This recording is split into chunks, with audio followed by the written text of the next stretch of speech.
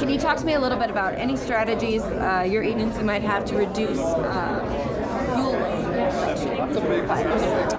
So one of the things that USFA focuses on is community risk reduction.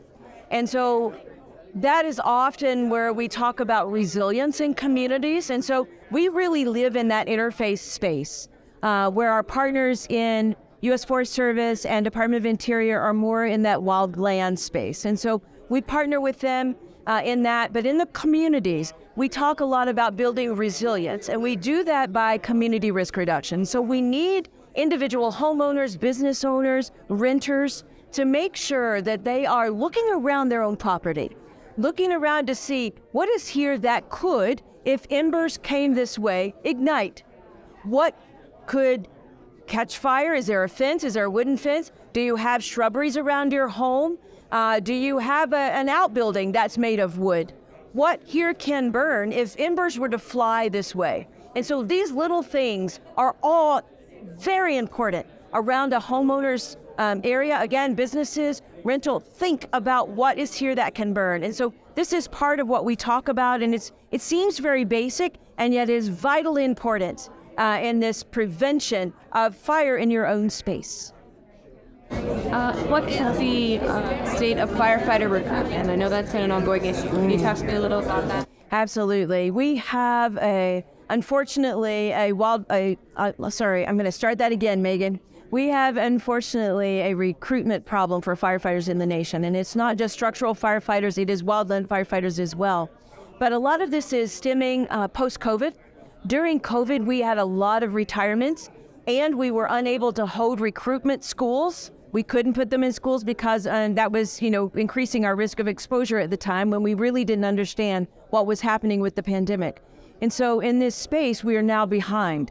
But we also have what we believe is a generation change where this younger generation, 28 years and down, they're not seeing public safety as an option for a career path. And so we need to change that.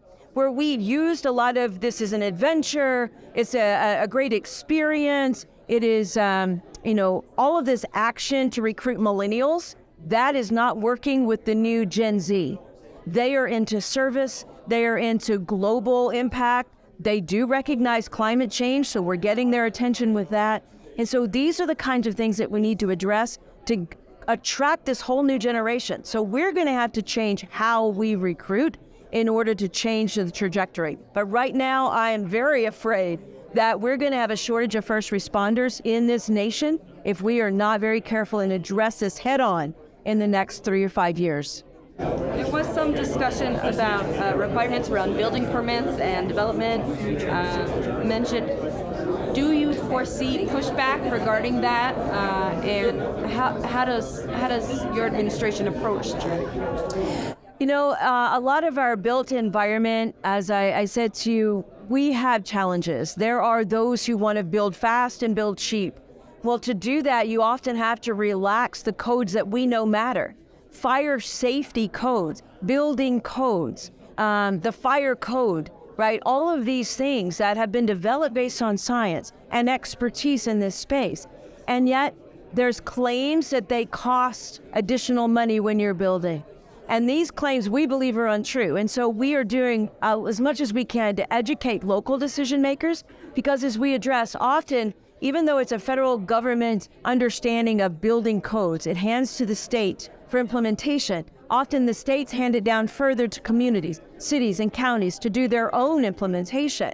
And so it gets unfortunately watered down, and then you've got the whole game of politics. We have to just be very frank, right, about the political environment and the lobby of the builders versus the lobby of the fire service, who's saying, we have a problem here. We must protect our communities. We must build so that we have ignition resistant, especially if you're going to build in the interface, right? And so these, I think right now, our role is heavy education, science-based education, and getting as much as we can out to the community base so the community itself understands and rises up. Because if we don't, part of the other impact here is that we have insurers saying, we are not going to insure your home. We're no longer going to insure your business if you build there with these types of materials. And so it is coming together, but without this ongoing education of the facts, then we won't get change. I have one more. Okay. Idaho has had a significant amount of snowpack this year, even today. How can you make people understand that we are not out of the woods? That's a great segue. So precipitation has been wonderful, particularly this spring in a lot of the country. Southern California, we've watched what's happening there. Here in Idaho, even today, great precipitation that is happening. So it's a little ironic for us to be talking about fire, but this will not last. As you've seen in the past, and I'm sure many who live here witness, you will come back and have drought. Climate change is real, and we look at it as an overall trend. Drought will return, and it won't be long, and probably around June, we're going to start to see and start to announce, here's the fire threat for the year, because at that point, we'll see where drought is returning. The grasses that are growing so beautifully right now will dry and become vegetative fuel. That's the unfortunate part here, is that don't just look at today. It will not last. We know this from climate change trajectory. And one of the things that is an important statistic, I think, is that if we look at that trend with the wildfire challenges in the last 5 years, I said we can't just look at last year. We have to look at the last 5 years. In the last 5 years, we have burned 68% more acreage than we did in the last 3 decades. And that's the important part. Look longer term, understand this beautiful precipitation today will not get us out of the woods. Thank you so much for your time. I really appreciate it. Yeah, thank you for your interest. Thanks for being here. Really, really appreciate you.